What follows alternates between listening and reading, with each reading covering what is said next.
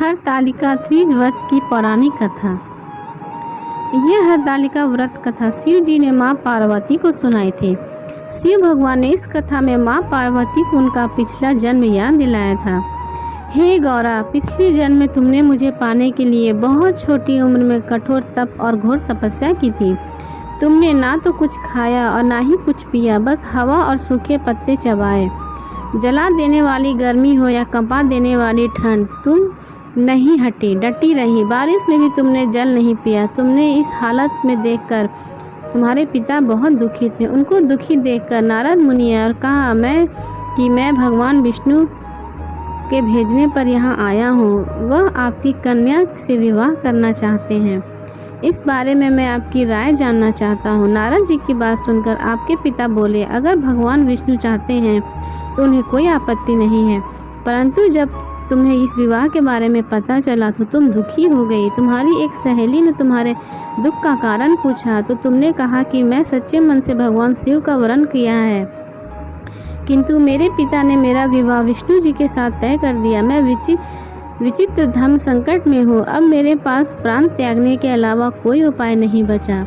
तुम्हारी सखी तुम्हारी बहुत ही समझदार थी। उन्होंने कहा, प्राण छोड़ना का यह कारण नहीं है क्या? संकट के समय धैर्य से काम लेना चाहिए।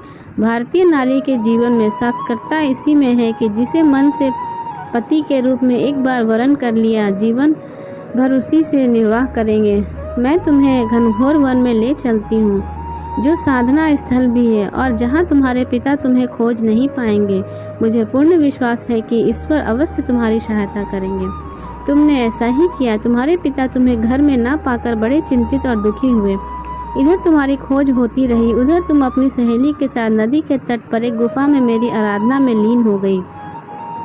तुमने रेत के शिवलिंग का निर्माण किया। तुम्हारी इस कठोर तपस्या के प्रभाव से मेरा आसन हिल उठा और मैं शीघ्र ही तुम्हारे पास पहुंचा और तुमसे वर मांगने को कहा। तब अपनी तपस्या से फलीभूत मुझे अपने समक्ष पाकर तुमने कहा, मैं आपको सच्चे मन से पति के रूप में वरण कर चुकी हूँ। यदि आप सचमुच मेरी तपस्या से प्रसन्न होकर यहाँ पधारे हैं तो मुझे अपनी अर्धांगिनी के रूप में स्वीकार कर लीजिए। तब तथास्तु कहकर मैं कैलाश पर्वत पर लौट गया। उसी समय गिरिराज अपने बंधुओं के साथ तुम्हें खोजते हुए वहाँ पहुँचे। तुमने सारा वृत्तांत बताया और कहा कि मैं तभी जाऊँगी अगर आप महादेव से मेरा विवाह करेंगे। तुम्हारे पिता मान गए और उन्होंने हमारा विवाह करवाया। इस व्रत का महत्व यह है कि मैं इस व्रत को पूर्ण निष्ठा से करने वाली प्रत्येक स्त्री को मनवांछित फल देता हूँ। इसे पूरे प्रकरण में तुम्हारी सखी ने तुम्हारा हरण किया था, इसीलिए इस व्रत का नाम हरतालिका व्रत हो गया।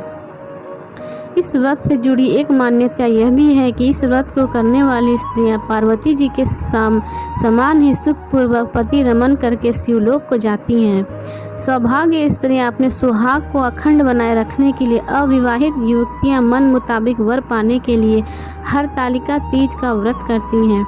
इस दिन व्रत करने वाली स्त्रियां सूर्योदय से पूर्व ही उठ जाती हैं और नहाकर पूरे श्रृंगार करती हैं। पूजन के लिए केले के पत्तों से मंडप बनाकर गौरी शंकर की प्रतिमा स्थापित की जाती है। इसके साथ पार्वती जी को सुहाग का सारा सामान चढ़ाया जाता है। रात को भजन कीर्तन करते हुए जागरण कर 3 बार आरती की जाती है और शिव पार्वती के विवाह की कथा सुनाई जाती है। फ्रेंड्स, आपको यह कहानी कैसी लगी हमें कमेंट करके ज़रूर बताएं।